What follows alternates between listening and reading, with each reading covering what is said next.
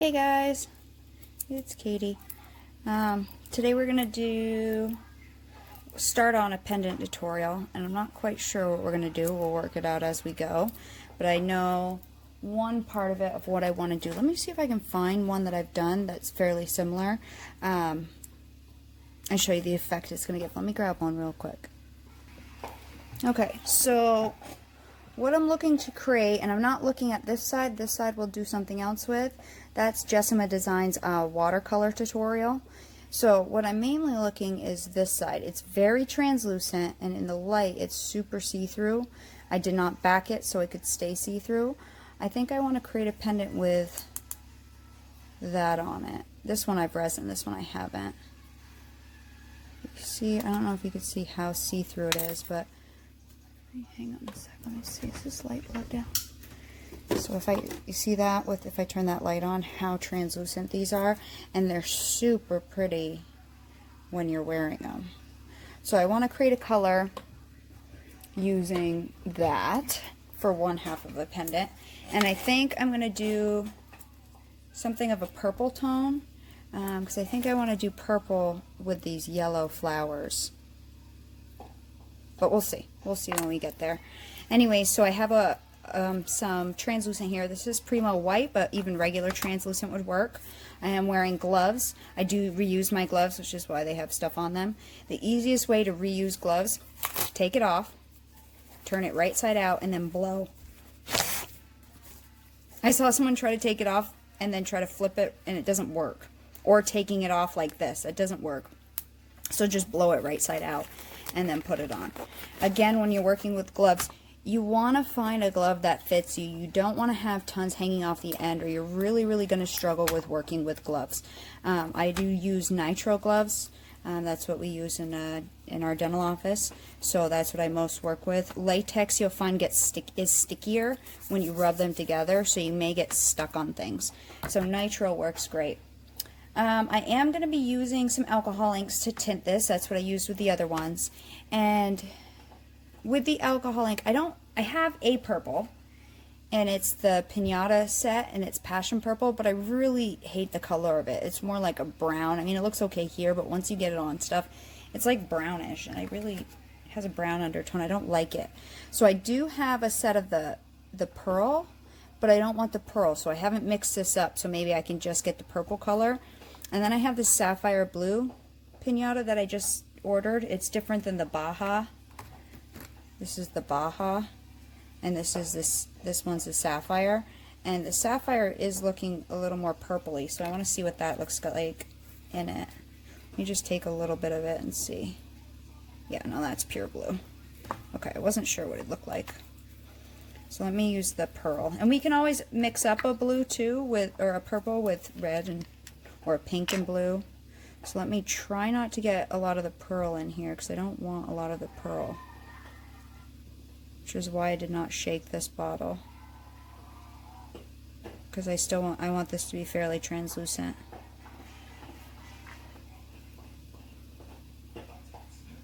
And we're going to mix it, just cover the pendant. Well, I guess it's going to be more bluey. Let me see, what if we add a pink to it?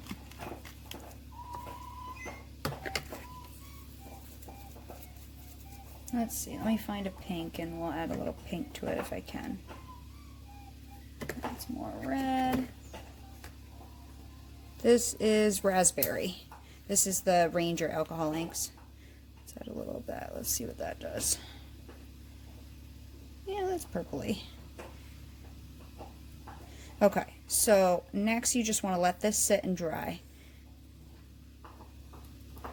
And also work on a surface that you can clean as well, because this gets messy with alcohol inks.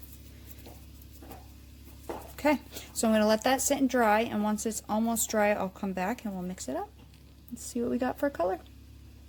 Okay, so then we'll mix this up. And you don't want to do it in your pasta machine. You do want to do it by hand, because it gets quite sticky and oozy, and you'll definitely have a mess on your hands. I would not put this in your pasta machine until you're almost fully mixed. So we'll get this mixed up well, and we'll see what color we ended up with.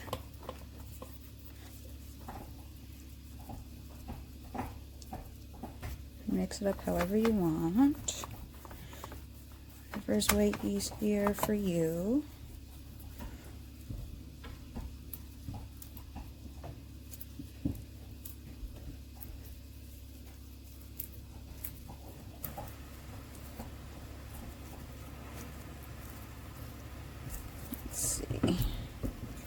I really don't know what we're going to do, what we're going to create, but I want to create something. I feel like creating something. So I've made a lot of canes with the 30-day cane challenge, but I need to use them some way, and I need to figure out what way I'm going to use them. So we're going to use some of my canes that I've showed you to make this piece, and I'm kind of just going for it. I'm not quite really sure what's going to happen.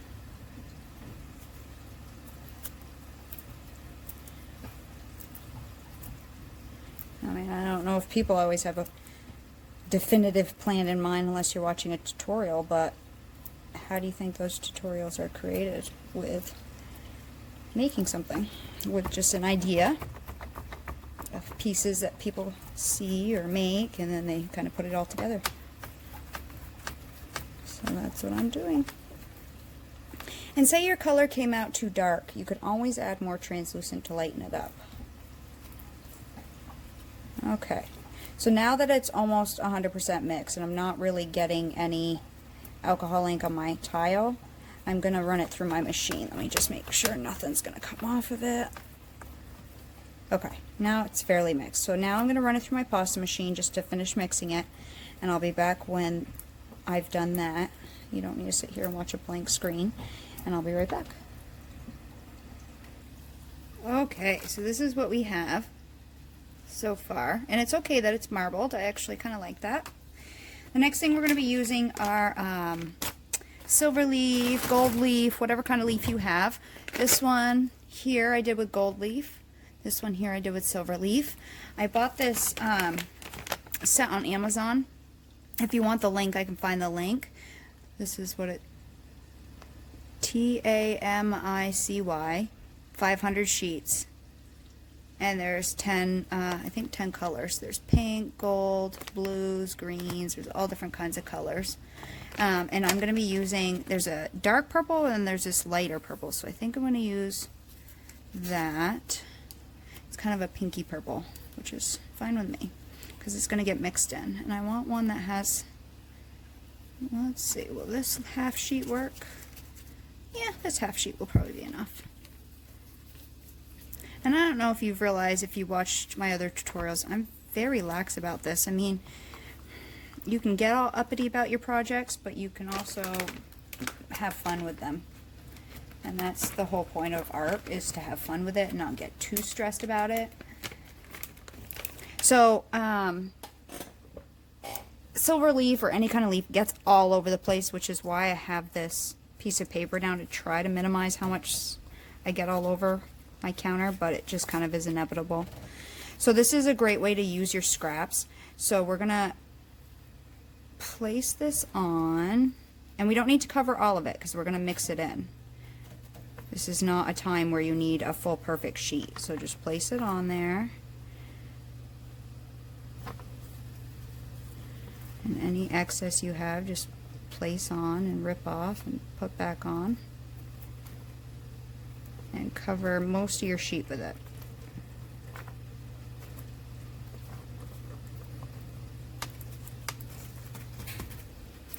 I think that will be enough.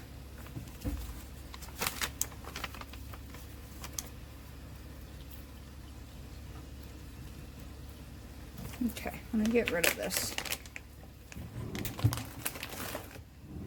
Okay, that's what we have so far. And now we're almost going to do almost a makumegane with it. We're going to layer it. So I'm going to just stretch it out a little bit. We're not going to make a pattern in it though. We're just going to get the pieces kind of all distributed throughout. And because you're using leaf, it almost makes it non-stick. So you don't want to put leaf against leaf ever when you're stacking. So we'll do that there. If there's any pieces not sticking because you layered them over another piece, just kind of move them around and get them to stick. And then we're going to cut this, and this way we'll have the look of depth. And we're going to stack it. Probably cut it in half again. There's no really fancy way to do this. Just cut and stack, cut and stack. I was hoping to get, oh, whatever, we'll just do it that way. Just like that. And I'm going to squish it all together.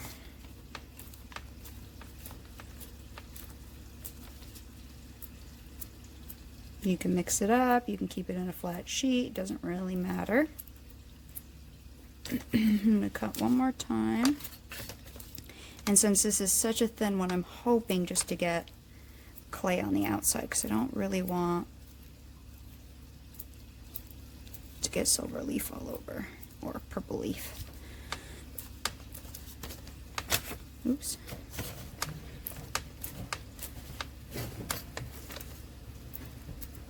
Okay. And I think I'll cut one more time, just make it a little thicker so you see it all distributed through there. That's how I created that one half of that other pendant, those other pendants with the green and the silver. Pretty simple. I mean, you really don't have to do anything crazy here. So I'm going to get rid of this piece of paper. And we're going to, now I am going to slice this like a makume gane, just because I want to get some that don't show as much, some that do show, and then we'll make a veneer. So stick it down to your tile, and with using, and this is really soft right now, so I don't know how it'll cut. Let me see if I do a sawing motion if it'll cut better. Okay.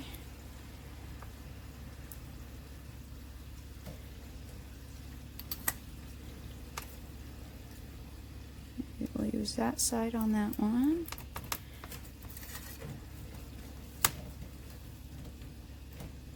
And we're just doing this so we get different looks. Some will have the leaf closer to the top, other pieces will have the leaf closer or further down in. It really will just depend. I mean, you don't need to cut it at all. If you just want to leave it in a block, you can leave it in a block. Like this piece looks like it might not have much in it, which is fine. I'm just looking for variation in how much I get. See, that one doesn't have too much going on in it.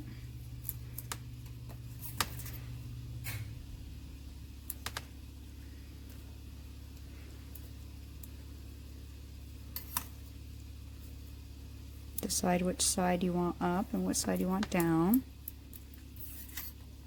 Maybe we can get maybe one more out of this. This one's a little thick. Take this piece. Put that piece there just to make that guy a little thicker.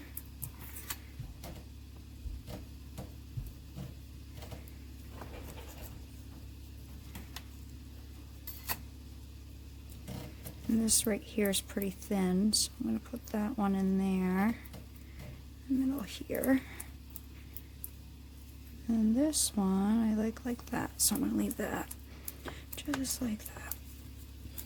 Okay, and then we'll take our roller and we'll just flatten it out of hair. Oh, my roller really needs to be cleaned.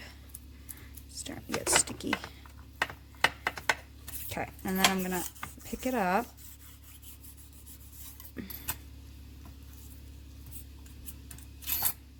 Everything's so sticky in the summer, it just makes everything a little more difficult when everything's really hot.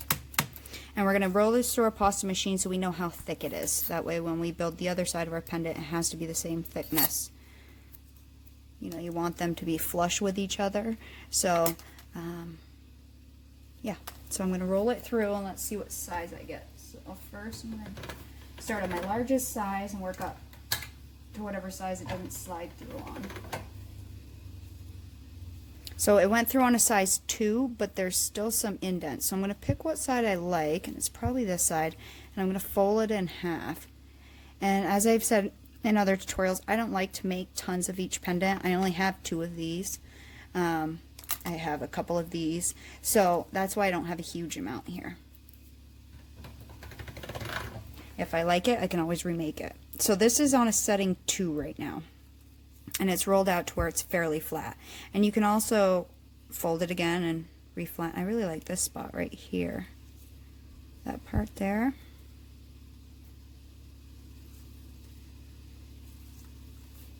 But I don't like this part because there's a seam right there. So if I keep that part, and then I'm going to roll this one through. I'm going to roll it maybe this side.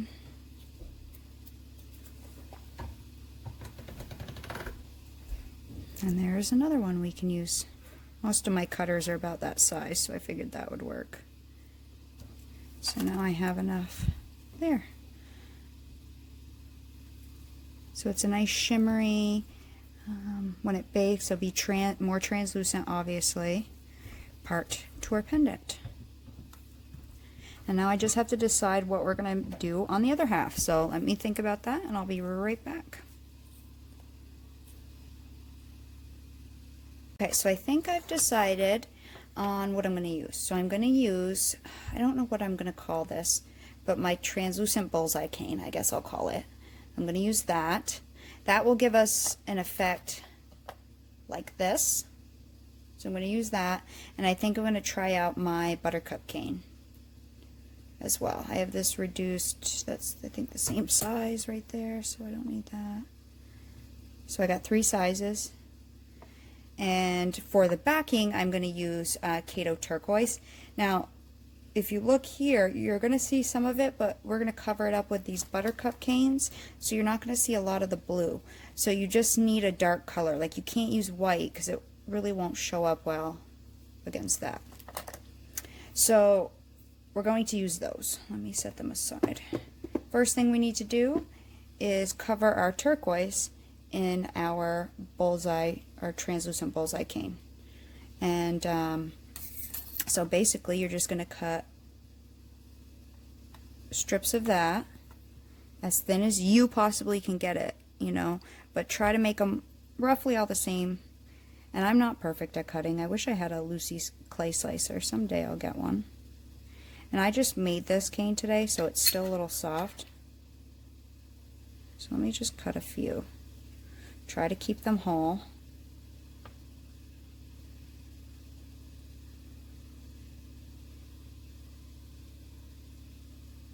That one's not whole, but I can use it for the side of it. One. I'm going to flip my cane each time.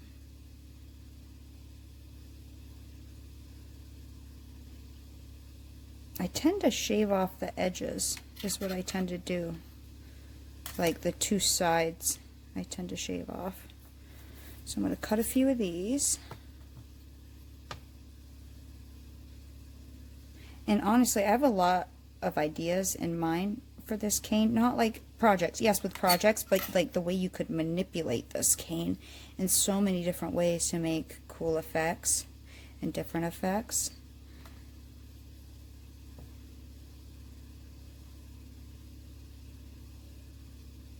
Now I'm going slow with my slicing so I can try to get thin slices. And you can, you know, as you're going through, if you see like you're coming out, well then tilt your blade a little bit. I'm also pulling away from my fingers, like I'm pulling out towards the edge of my blade to give a little tension so that way it doesn't flex as much. This is my thinnest tissue blade I have. It came out of a Sculpey set. Starter set, and it's honestly my favorite blade. See, like I shaved a little bit off there, but that's okay. I have a lot of different blades that I've ordered, and this is still my favorite because it's the most flexible one I have.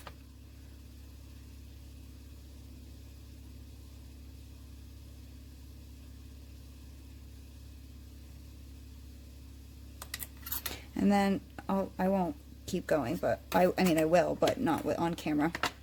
So ideally what we're going to do is we're going to layer these on here. And remember, this is just going to be a background, so it doesn't need to be perfect. We're just going to get the effect of it.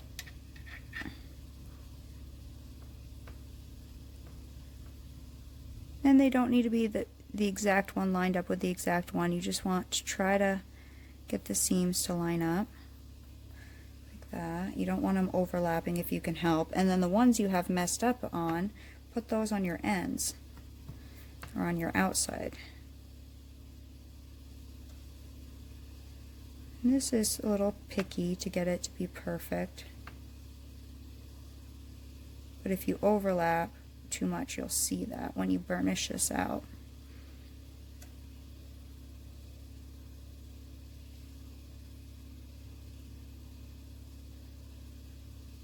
Cover up as much of the blue as you possibly can. Again, it's not the end of the world if it's not all covered up, because we'll be putting flowers on this. That may be better. Honestly, I don't think I need anything over here because I'm only using this for half of the pendant.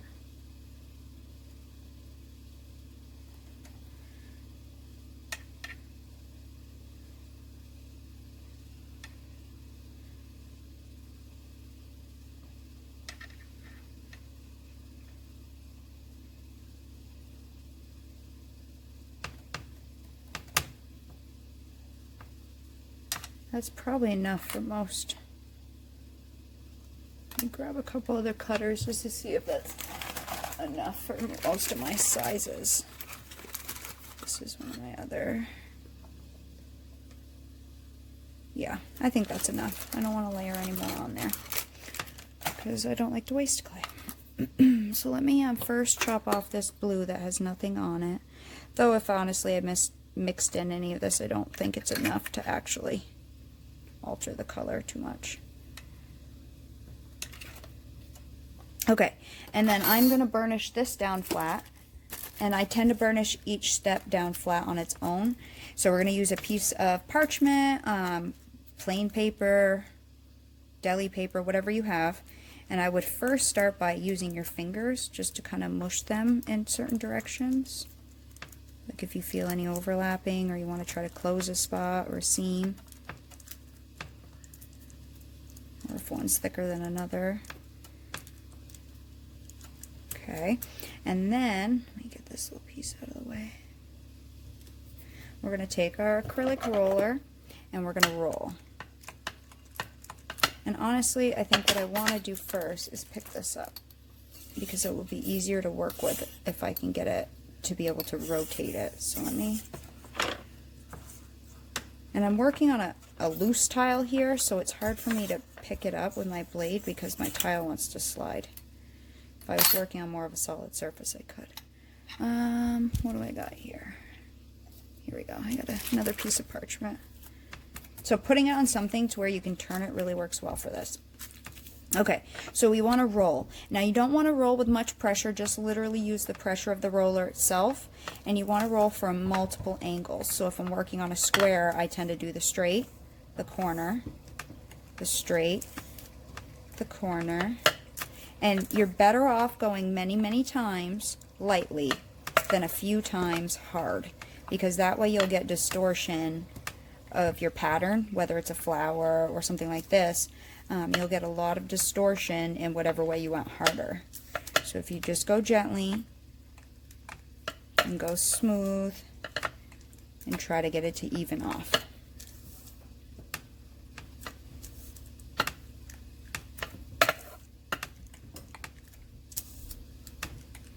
Almost done here.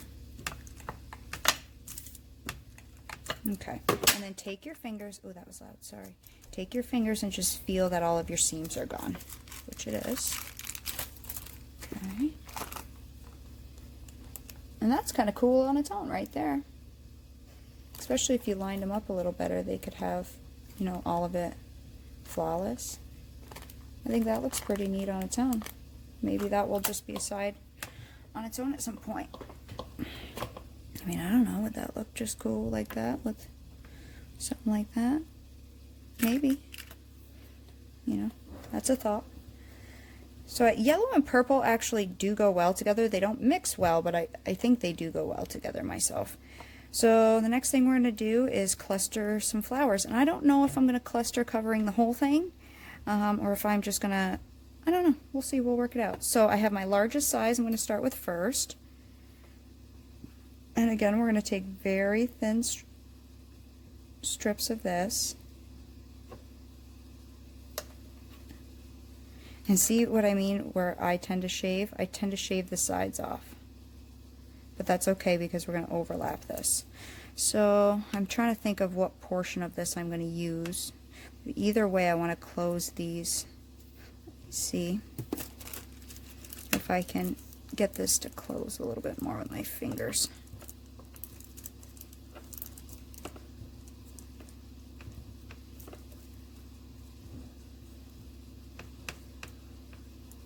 Okay, that's fine. So I think we will use, I want to cluster these in little groups. So I'm trying to, what I would say we should do first is get our cutter shape. That way we know where to place it. We'll have more of an idea. So let me grab my cutters and decide what cutter I want to use. So I do think I'm simply going to go with a football shape, and that way I would assume a lot of people have this shape. So if we're going to do roughly half, and then I can use this part for another piece. So let me cut this off a little wider, and that's the portion we'll use. And that's the portion we'll lay our flowers on. Let me get that off there. Set that aside. Okay. And I'm also going to get this off the parchment. Well, yeah, I'm going to get this off the parchment. You see how I make decisions while I'm here with you? That's because I haven't pre-planned any of this. All of my tutorials will not be pre-planned. I just don't have that kind of money and clay to do this many times. And I like my projects to kind of be one of a kind. I have an idea in my head, but I haven't made it before. Okay. So we're going to take our slices, and I have this on a little tile now, and that way I can rotate it. And let's see, where do I want to place this guy? This is the outside of my cutter. Let's do a cluster somewhere in here. This one's paper thin. That's your goal, to cut them as thin as you possibly can. Let's do little clusters. So there's a big one. Maybe I'll put another big one somewhere up here.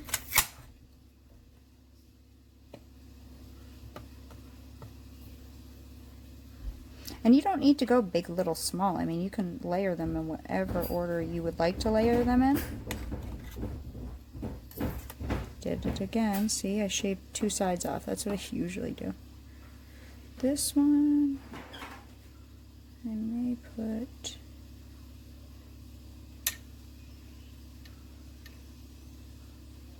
more here.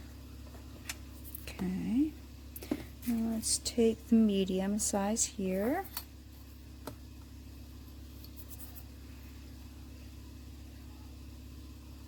And it's hard to cut with this camera right in front of my face.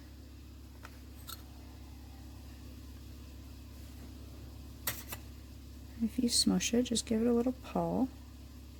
If your edges are a little wider, you can always flatten them off now by pinching them. Okay.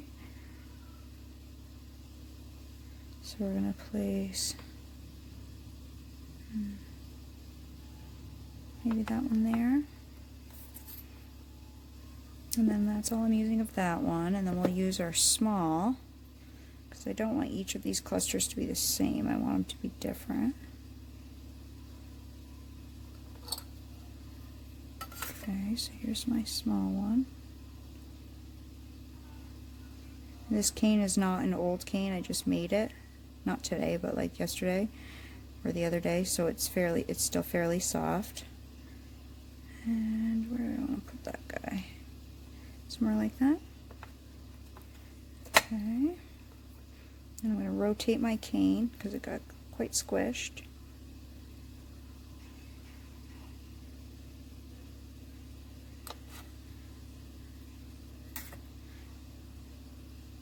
So I got a little thicker, so I'm just going to smush it with my fingers.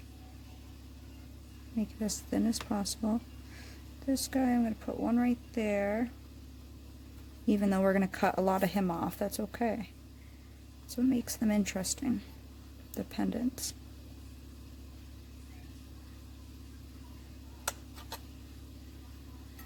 And we'll take this one. Again, I got a little squish, so I'm just giving it a little pull. Pinching the sides if they're too thick. And that one I think I want to put maybe here. Like that. Let's see, and then what else do we have to use? We've been making a bunch, everybody's been making a bunch of canes lately on there. On the 30-day cane challenge.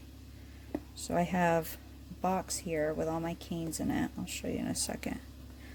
So I just bought these boxes off of Amazon. Hang on, I think I'm zoomed in. Okay, so I bought these boxes off of Amazon, and it came in a pack of 10, and they're 10 11/16 inches by 11 1/4 big.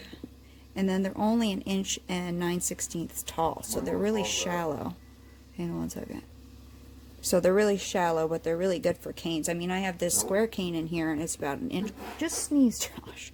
It's about 1 inch by 1 inch, and it's still working for it. So I found those the other day. They're like document holders or something, and they work really, really well for putting canes in. And they're flat, so I can just store them. Now let's see, what else do I want to put in here? The other day I made this little flower, and I made it even smaller. And what I was testing, I made also a leaf. This is just the end of it. That will show up over it. So if you do place another translucent cane, you may be able to see it. What I did was I reduced that one down really, really small. And I think I'm going to use that. So here's just a piece I have. This was, I cut off the end, and that was actually still pretty good. Let me see. Yeah, that's still pretty good from the end. So I'm going to put a couple of these on. Let's see here.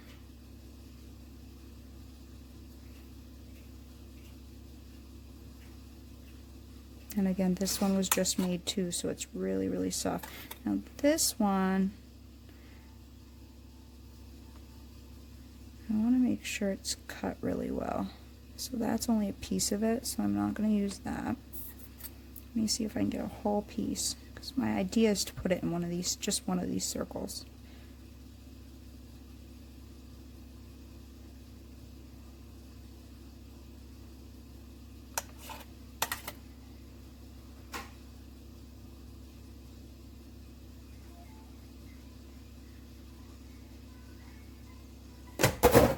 Oops, dropped it.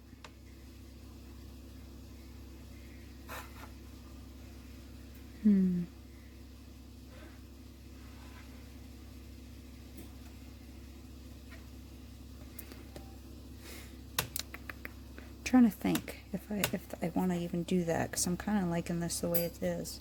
But I feel like it's missing something, like a leaf, or do I want to put a leaf on there? Small leaf even, or would that be too dark?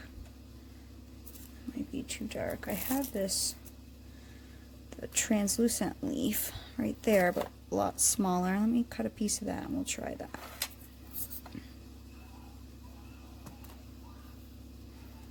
This is the end, so I should chop the end off, but that's what the leaf looks like. And again, you should only be able to see the white.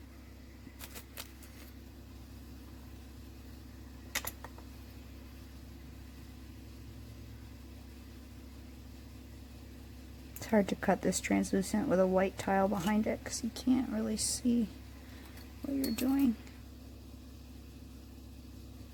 I don't mind if it's all twisted like that. I think that actually looks pretty good. Kind of want to put one down here.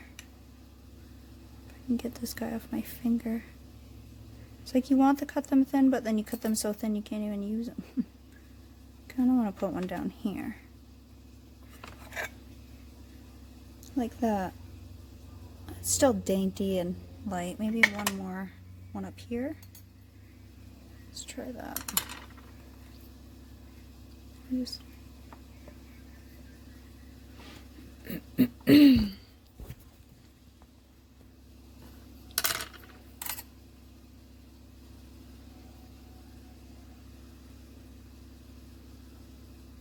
And literally the camera is about an inch away from my face, so it really makes it hard for me to work. Okay.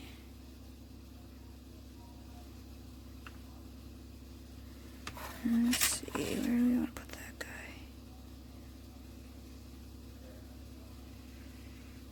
Maybe like that. I almost feel like we need one more. I'm going to take this other end and kind of reduce it down a little, just a little bit more. I want to see if I can get a smaller one. This is kind of similar to a triangle. I want to see, this is still a distorted end right here, which actually doesn't look bad without the center end, so I don't, you can always use these ends on things like this. Even though they don't look like what you intended, well, it didn't look bad 2 seconds ago until I smooshed it. Okay, let me cut that off and let's see what that gives me.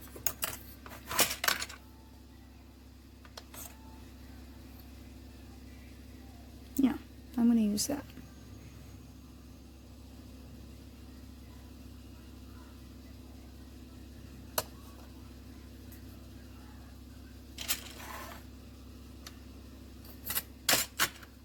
So that's what it gave me. And it doesn't have this stem down the full length, and I'm totally fine with that. It's just my distorted end. But you're not staring at any one of these. That's the whole point of these kind of layering canes, is you're not staring at any one part of it. It's all together. Or it's all, yeah, I mean, you're looking at the thing as a whole. Especially when you're not the one who made it. They're not staring at it. When you're the one who made it, you know if anything's messed up. But when you're not the one who made it, they don't know. Because they don't know what you intended in your mind. So next we'll just burnish these down, because if we don't, then when we sand, you'll sand them right off. So you need them to be sitting down flush with the other clay. So again, I'm going to use my fingers and kind of make circles to make these round, to blunt the ends up like that. And then same thing as we did before, we're going to gently roll from all angles. My fiance was sneezing and he was like, oh, you better pause that. And then it wasn't that loud. And that, what he just did, will show up a lot louder. Him squeaking the chair will be a lot louder than his sneeze.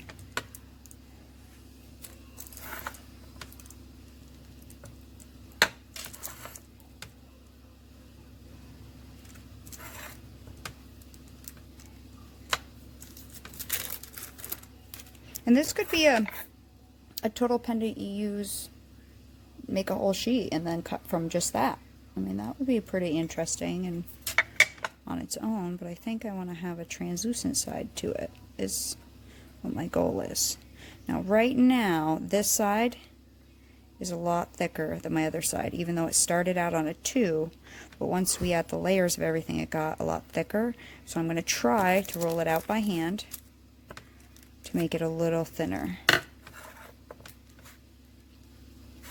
without distorting it too much, because I can always thicken up my purple, because I have more purple sitting here. I can always thicken up my purple rather than distort this guy. I mean, if they're very close, the resin, I always use resin. The resin will equal it off.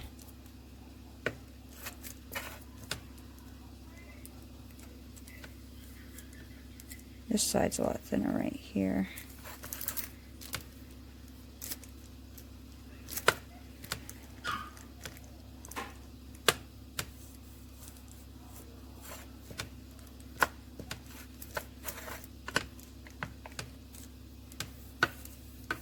Use your fingers. Your fingers are a really good detector. Let me just see. I might bulk up this purple a little bit. So that was on a number 2, so let me go to a 1.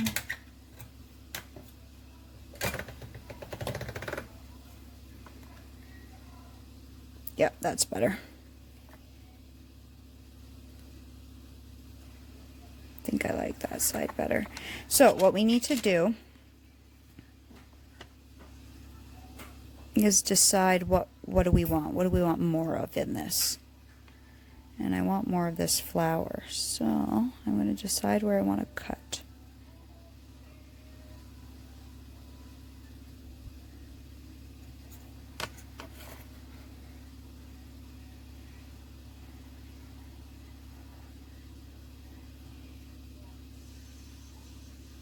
And honestly, now that I think about it, if I would have left, okay, so let me say what I kind of screwed up on a little bit. If I would have left this here, I would have cut out the hole and the hole, and then I would have made 2 pendants. And actually, can I merge these back together? Let's see, that goes there, that goes there, that would go there. Let me see if I can put these back together a little bit. Because if I can, then I can just add some flowers on that side too, and then we'll do what I should have done.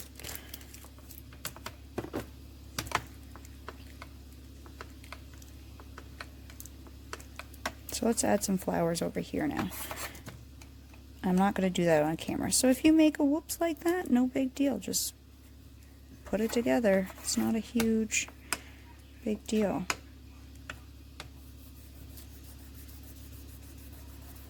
Okay. Because this pendant, I'm going to probably cut on that seam anyways. And then we'll have 2 pieces to put. Okay, so just like I did over here, I'm going to add some flowers over here and some leaves. And then I'll be back when we get to cutting. Okay, so I got my other side completed. And I put things over the seam. You can't even really see it. No one would have known I made that mistake by cutting it, and you'll see why in a second.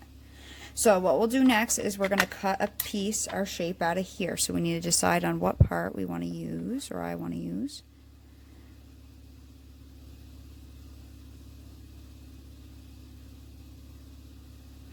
I think I want to stay more with my original section of it.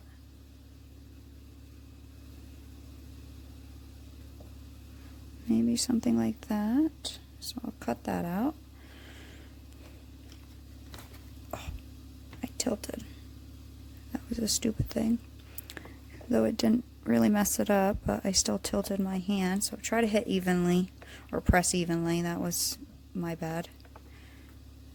Luckily, it didn't gouge into my thing at all. So I need to try to pick this up.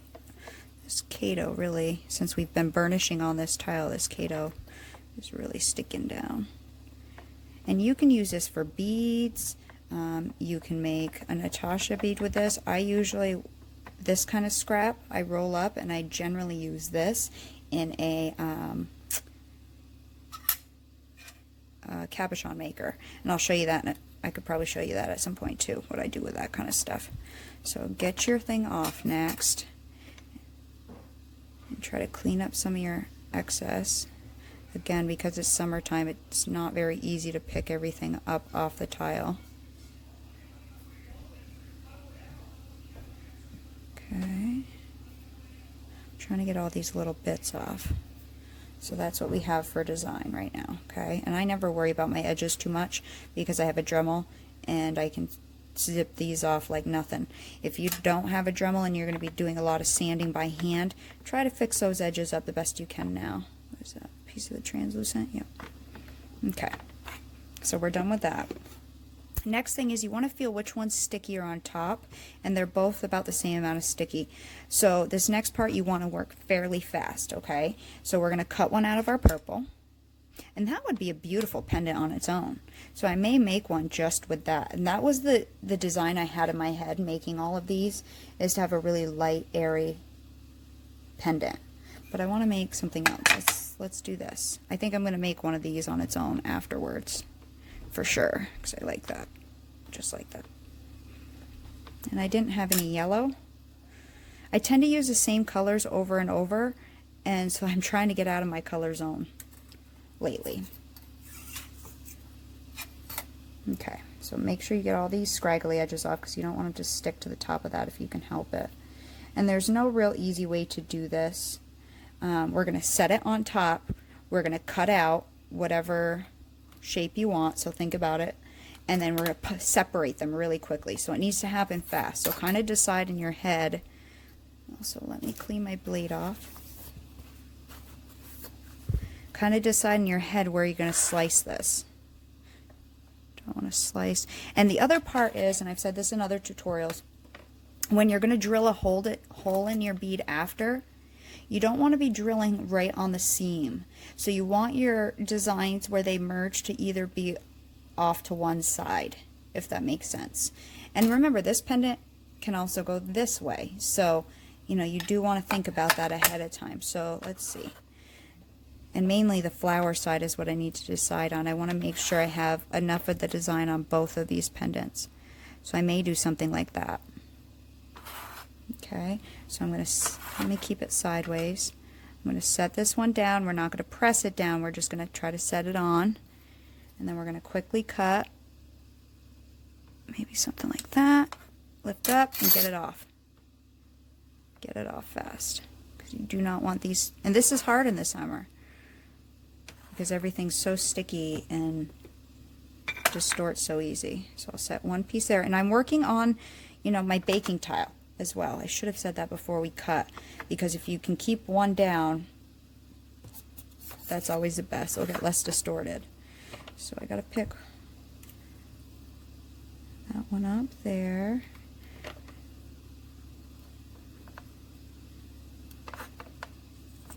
Get that one off there, and we're gonna lay them together.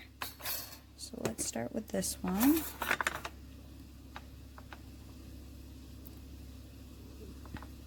And that's why it's important that they're about the same height.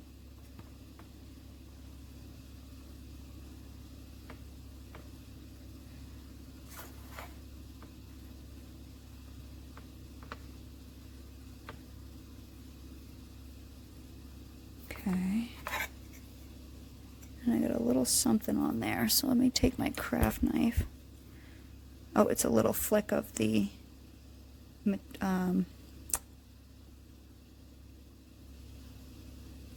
it's a little piece of the leaf,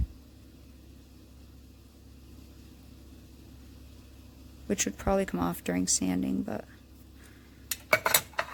so that's our design. I think that looks kind of cool. And then we'll put the other one together.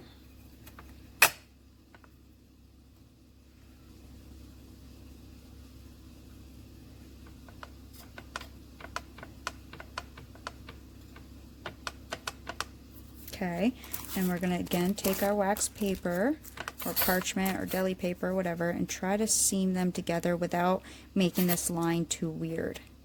And a lot of times on pendants I will put another cane there, but on this one I don't want to. I'm trying to press this one down to its level so they're both the same height. I'm going to take my roller, and I'm not pushing evenly, I'm actually more towards the flower part, because it's a little taller than my other one. I'm just gently rolling.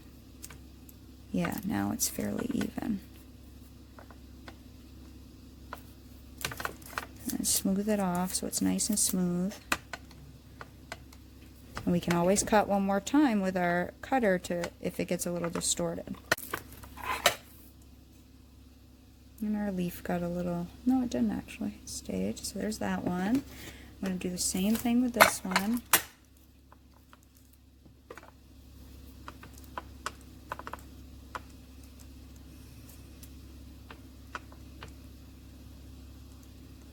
I'm not putting tons of pressure because I don't want to wonk my line up, if that's even a word, wonk it. I don't want it to get all wonky, if I can help it.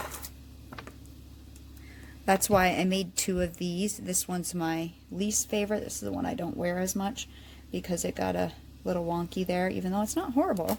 And I don't think most people would notice that, but I do.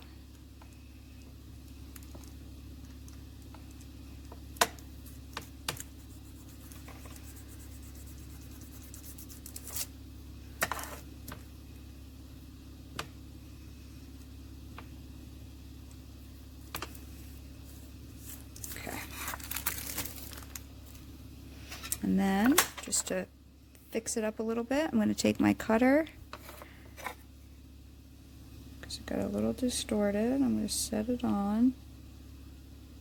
It's only very slightly distorted, and I'm going to make sure every part is on, and I'm going to recut this. And then before I lift up my cutter, I'm going to cut off as much of the excess as I can.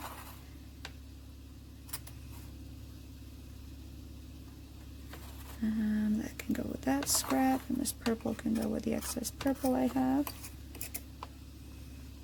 And you can re-roll this out and make more with that purple. Okay. Oh, I missed some right there. And I'm not going to lift it off to clean these edges. I'm not that worried about it. If you want, you can sit here and clean these edges up, but I'm just going to sand them off later. And remember, when this goes translucent, this should be fairly light, the purple side. And again, we're going to take this one, do the same thing. So with one sheet, you just made two pretty nice pendants, I think. I think these are cool looking.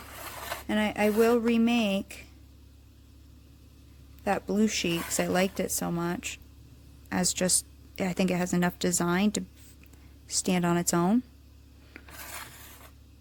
So I think I'm going to remake that blue sheet and just use that as a pendant as well. But here's two pendants for one in one tutorial. You know, but use whatever you have. Use whatever kind of canes.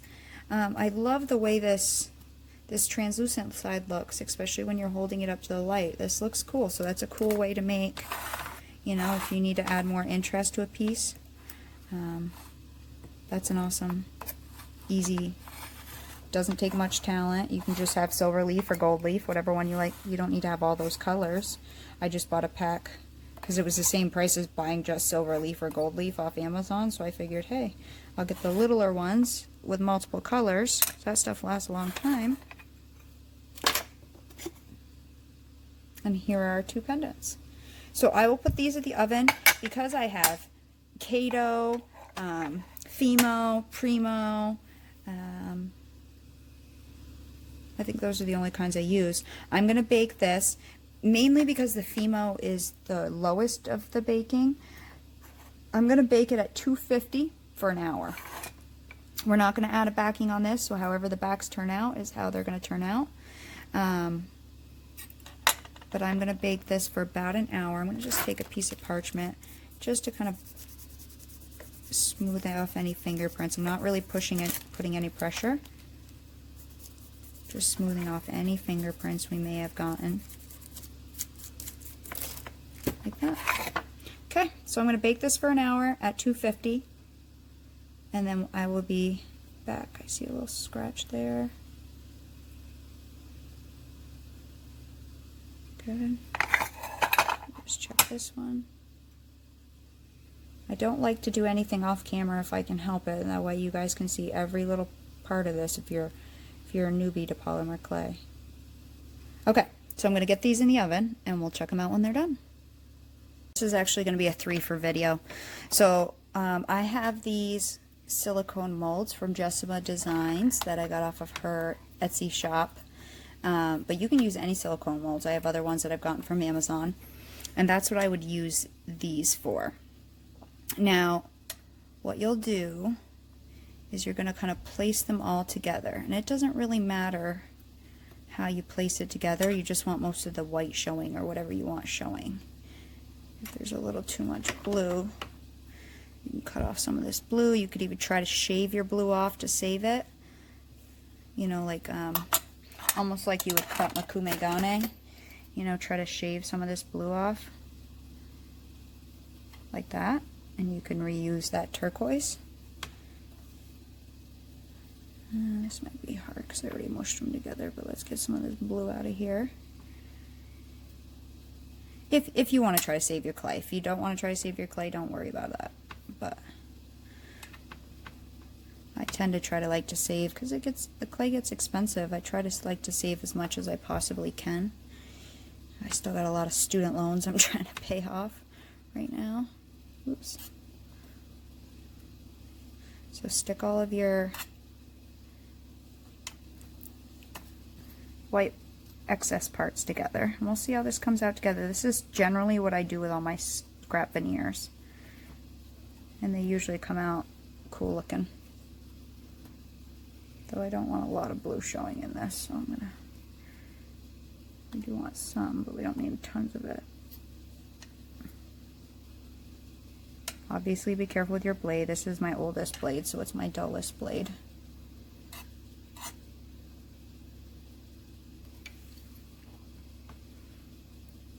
Okay.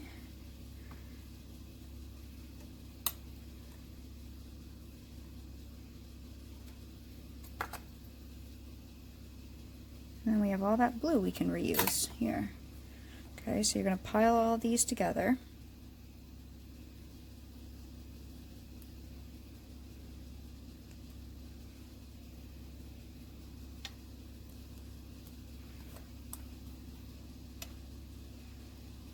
Okay, and then you're going to ball it up, trying to keep the blue to the inside. So, okay, ball it up.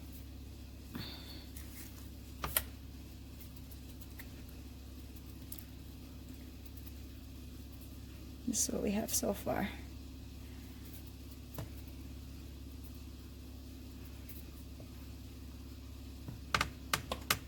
Okay, and then we're going to take an acrylic block and we're going to make a lentil bead just to kind of get it to swirl a little bit. So pick the spot you like the best.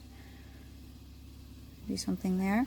We're going to get this to swirl a little bit by doing circles, and there's tons of tutorials on lentil beads.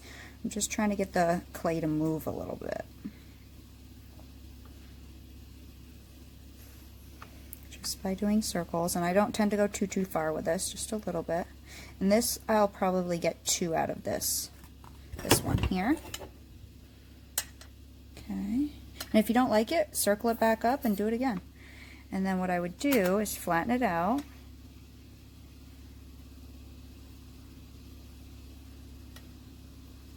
Like that. And gently slice it in half. Try not to cut yourself, obviously. I mean, but even when you cut yourself, it's not the end of the world. You get a little nick in your finger.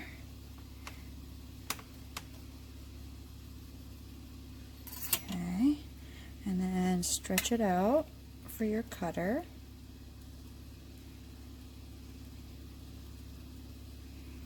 This is, I've made, let me show you different ones I've made. That one. These are a couple different ones that I use. You can see a cane right in there. These are different canes that I had made a veneer out of, and then I just made a bead. You know, so you can always use them for something like this as just a fun abstract type bead. And I like this one better, so I'm trying to stretch it out to this shape, or length at least. And what I find that works well, so you'll set it kind of over that, make sure it's about the right size. A ball tool works really well. So I have these ball tools just to get it down kind of in there, because this Kato is really dry. So this will help just kind of push it down in. And then you'll need some kind of scrap clay, and I have tons of scrap clay, but I'll use a little of this in here right now. Because if I fold this over, it's going to fill in most of that. That in there. Oops.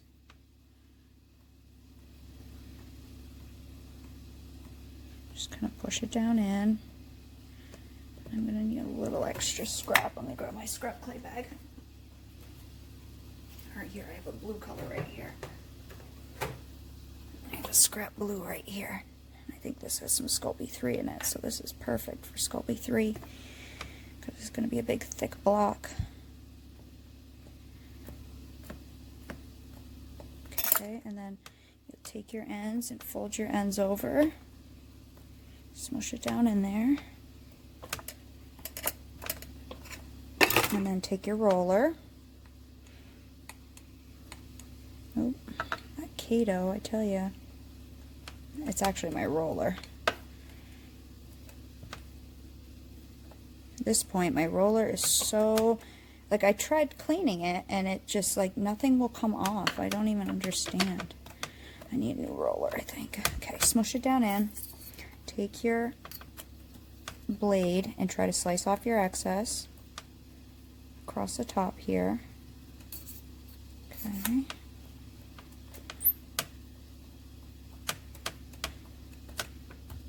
And then I think Jessima said that these Cabochon molds can go in the oven, but I'm not positive about that, so you may want to check with her if you're looking to bake them in the molds. You know, with all of those kind of molds, if you're looking to bake in the mold, you really want to make sure your mold can be baked, because not all of them can be. A lot of them are resin molds and they're not meant to be baked. Okay. Sometimes you can get it to stick down to your tile to come out. Nope, not this time. So release it from all sides and then gently start to work it out. And this is not the easiest thing to do, to work them out.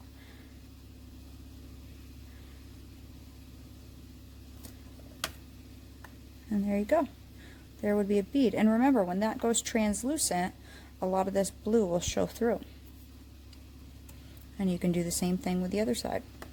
So that's just a thing you can do with a lot of your excess.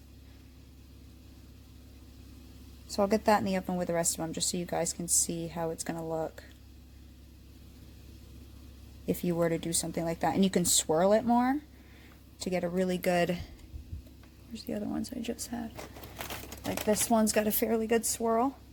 Depending how much you do with your acrylic block, you'll get a swirl.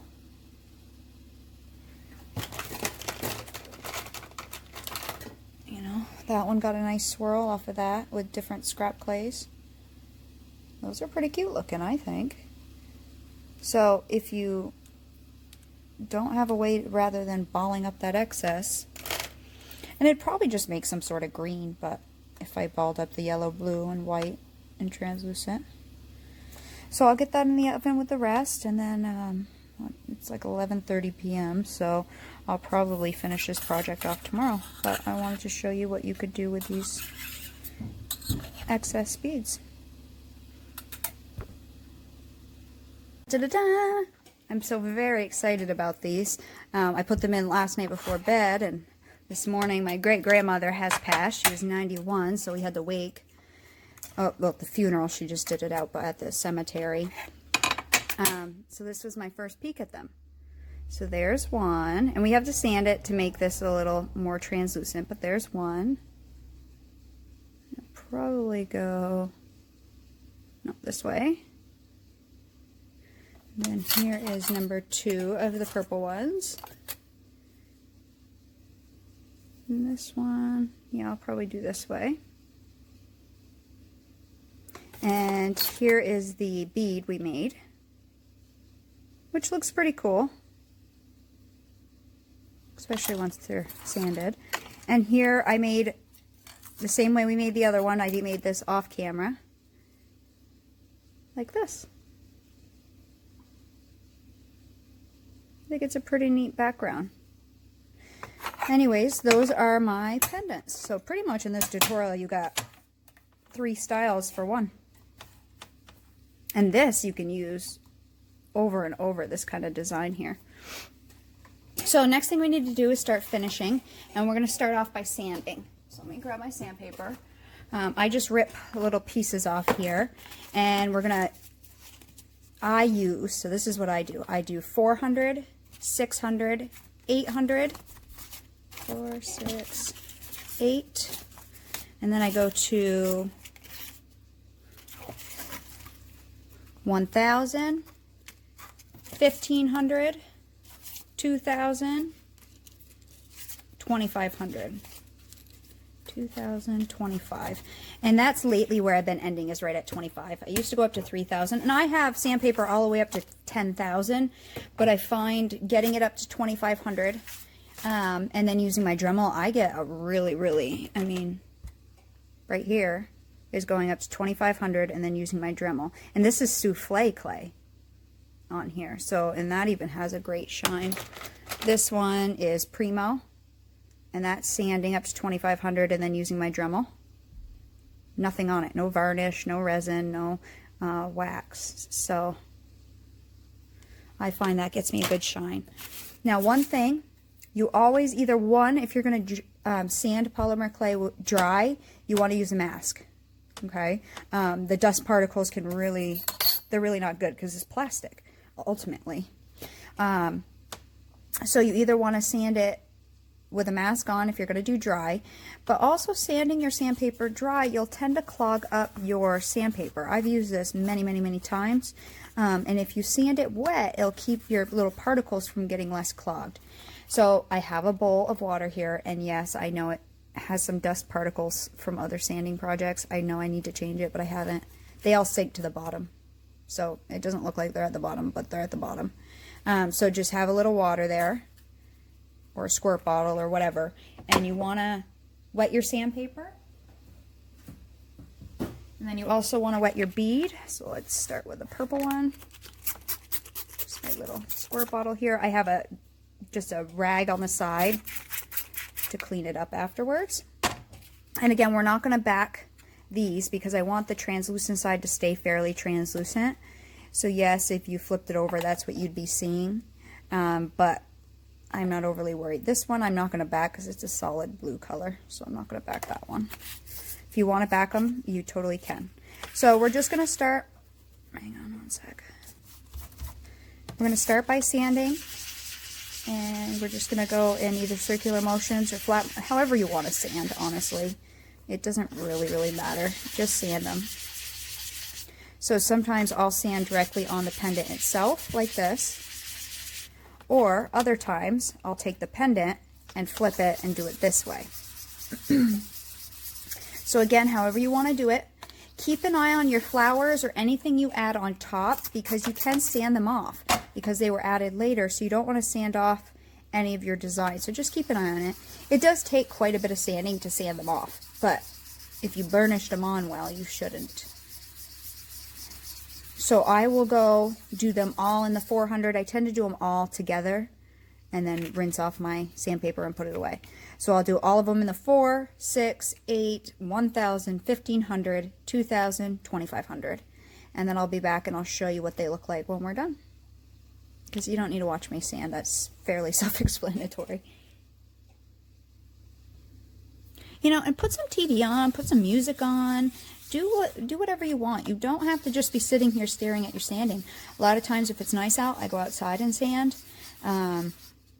because it's really a no-brainer type thing. You don't really have to think about it too much, so you can be kind of focusing on other things. You don't have to be completely focused on your sanding. I mean, yes, you want to pay attention to it, but you don't have to be dire on it. And then do your edges a little bit just to take off any of those little scraggly pieces, just to make them flat. And you can also do your back a little bit as well, just to get off any of the shiny spots. But the back really doesn't show. These are pendants that I'm going to wear, so, or give to my family, things like that. Yes, people do buy my pendants, and I've never had one person on this type of pendant go, oh my god, that back is so ugly, I'm not going to buy it. I've never had one person do that. On some pieces, I do finish the back, and I've shown that in other tutorials, where this one I haven't cleaned yet, but I'll finish the back and I'll put my name on here if I plan on sanding it. But I have to clean the sandpaper dust out of there. But on these ones, I'm not going to, because I want this to be fairly translucent. And I'll hold it up to the light after so you can see what I'm talking about. Okay, I'm going to stop talking. I'll get sanding. Okay, so I finished sanding them. This is the sanded one. And these three I've also buffed using my Dremel. So, ready? You can see the amount of shine. Now, if you don't have a Dremel, you definitely want to sand all the way up to your highest grit, which I would say definitely go up to 10,000, because then you may get somewhat of a shine on it, and then you can try hand buffing with an old cloth. But I found the Dremel is totally worth it. I love my Dremel. I don't have to sand as much if I use my Dremel. So I love it. I got mine on Amazon. It's a refurbished one or a reconditioned one. I've had it probably 3.5, 4 years now, and it wasn't crazy expensive. So mine's a Dremel 4000. Here is the speed settings. When I'm buffing, I usually go around a 15 generally. In my polishing with a Dremel video, I showed what I use. So I have these. It comes in a 2 different kind, and it came with tons of them. But I've been using these for like 6 months. So the orange one I find is a little coarser, so I use that first, and then I finish with this guy. And so on this Dremel, there's a lock button right here, and that's what opens when you push it. That's what opens and closes this chuck to make it get tighter and to make it get bigger. Okay, so you want to hold the lock button down, make sure your chuck is open, and then you can slide your guy right in. Keeping the lock button down, you can tighten it, and then you can pull on it. Always pull on it to make sure it's locked in.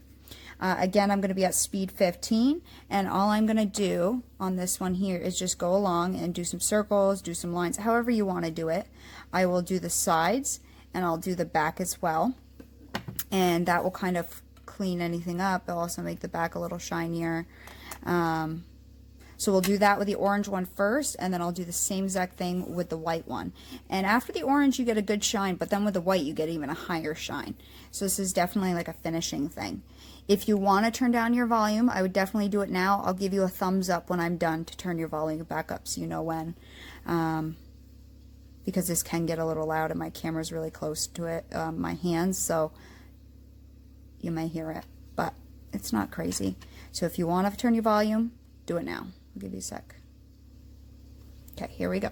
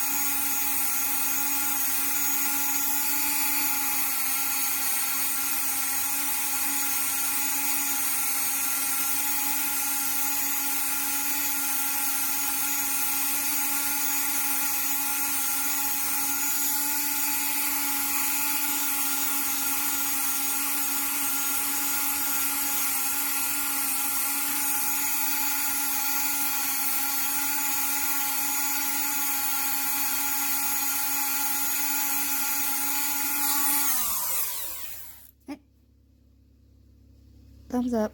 Okay, so you can definitely take a little longer doing this and spend a little more time, but look, I mean, I don't know how long that took, but maybe a minute on each, you get a very nice glossy shine.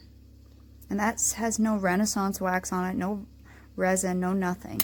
I will apply resin on these, and I'm thinking at some point I'm going to do a how-to resin or UV resin tutorial, just so people have it.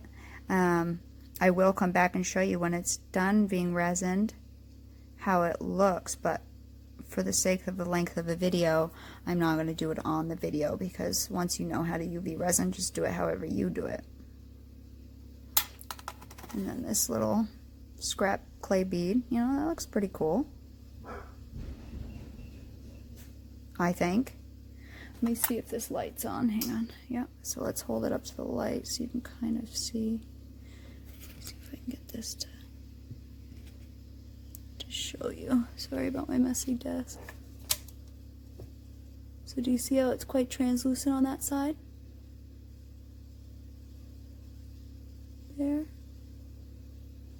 I know it's not focused, but yes, my snacks in the background and everything. But do you see that? These are a little thicker. You can go a little thinner if you want it to be more see-through. But when you're wearing it, it gives a nice cool effect to one side. So, and then with the silver or the purple leaf, you can see how there's some higher up and there's some further in there and deeper down in. So those are these two, and then here's that one using exactly the same canes. So there's a lot you can do with these canes. I'm going to hold it still and hopefully I'll get a thumbnail that I can put in the beginning. So that's pretty much it for this tutorial. I will resin these, I'll drill a hole, and I'll put in a bale. Again, I may just quickly make a how-to resin tutorial, UV resin, on a separate one, because I've been trying out different resins. I do like I have a quick one, a quick cure one. It tends to warp them just a little bit, but not enough to where I'm upset about it. Like this one got warped a little bit.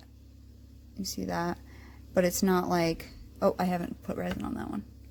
Never mind. This one got warped a little bit. See that one? I think this is Jessima's faux, Jessima Design, Samantha Burroughs faux Tiger's Eye tutorial. And that one has resin on it. And this one's super thin. This is like a really thin setting. So the quick cure resins can tend to warp them a little bit. This is a thin pendant. It really didn't warp it at all. So it can warp them a little bit, but not enough to where I don't like the quick cure resin. So I use a quick cure resin. I do have a slower curing resin which definitely doesn't warp, but the finish, it's a little harder to use, and more expensive and harder to get. So later I'll show a video on that. So when I'm done resining and drilling the holes on these after I resin, I will come back and I will show you the final finished product. In my how to polish with a Dremel video that you can find in my other videos, I put the link to these on Amazon. They're Dremel polishers. It comes in with this and the white one. Other than that, I mean, you can use whatever kind of cutter you want, and then see my other videos for all these canes that I made. And yeah, I hope this project inspires you. That's the main goal of all my projects, just to give you some tips and tricks and give you some inspiration for things you can do on your own. So if you liked, or if any of this was helpful, please share it, because it may be helpful to someone else. Please write any comments. I'd like to see what you do, so feel free to look for me on my Facebook page. My name is Katie Gordon, and I think it says Milton, Vermont on there. I'm a dental hygienist. If you want to share, feel free to share your photos with using this technique. I'd love to see them. Okay, I'll talk to you guys. Well, actually, I'm not done. I will show you this when I'm done resining later. Okay. Okay, so I've resined these and I've taken them out of my light. And this is what we have. There are those two. And there are this one. And I didn't resin this one. I've never resined any of these yet. Only one of them I used Tiny Pandora's Deep Shine. I may get the Lisa Pavelka Deep Shine just to try it to see if it's better than the Tiny Pandora one. I tend to get little, like you can feel them, like little bubbles all over with the Tiny Pandora. And I've tried torching it. I use her brush. I don't know. I can't figure it out. But however you usually finish a cabochon like this is how I would finish it. Either way, all we need to do now with these are drill and put a bail on. Now I did want to show you one thing. So with these ones, like I said, they're fairly translucent because we did not put a backing. Okay, so these are, you can see the light through it, right?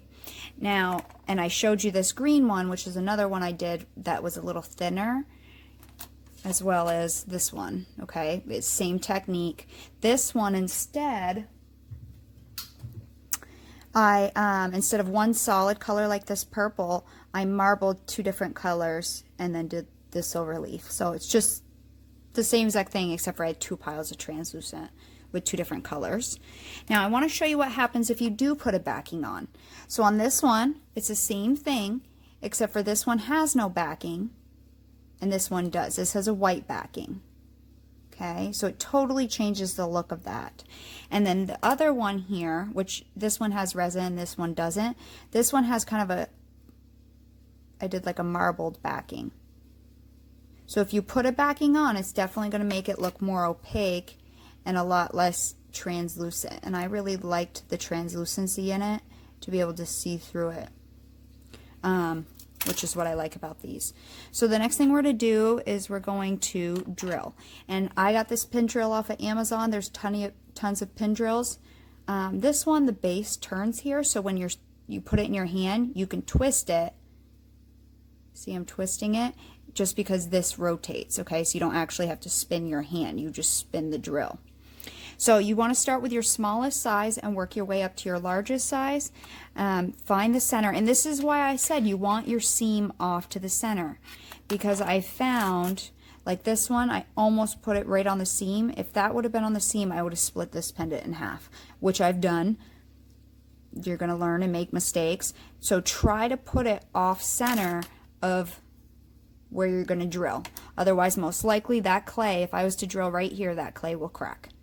Because we seamed it together. It's not meant to be right there. You know what I mean? It's not meant to be pushed apart by the drill. So find your center, which I already made a little indent off camera. And you're just going to drill through. Where's my indent? So I'm sorry, I got to push straight down. I accidentally shut my camera off. I was trying to change my angle so you could see a little bit. You want to push straight down and drill. And drilling through resin can definitely take a minute, but that actually went through fairly easy.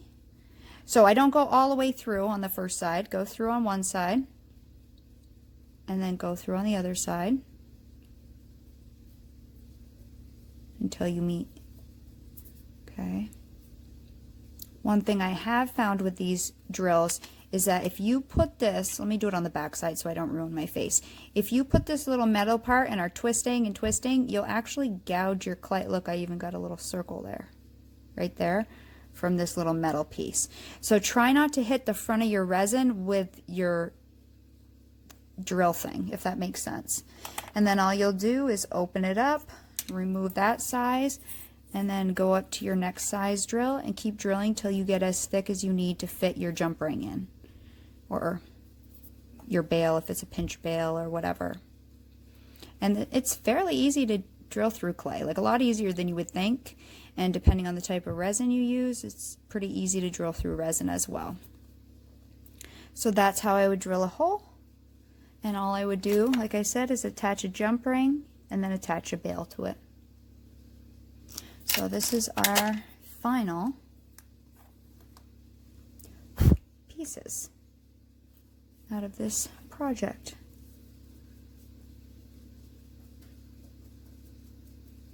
So I hope this project was helpful. I think I've already said this, but if it was, please like, share, comment, ask me any questions.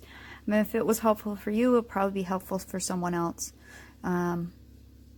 Anyways, I hope you like it. I think they're super cute, and they're super cute for summertime or wintertime, doesn't really matter. And I think I'll use this flower in other settings as well. This was just one way you could use that flower cane that we made. And you can make the flower in different colors. You can make the backing in different colors.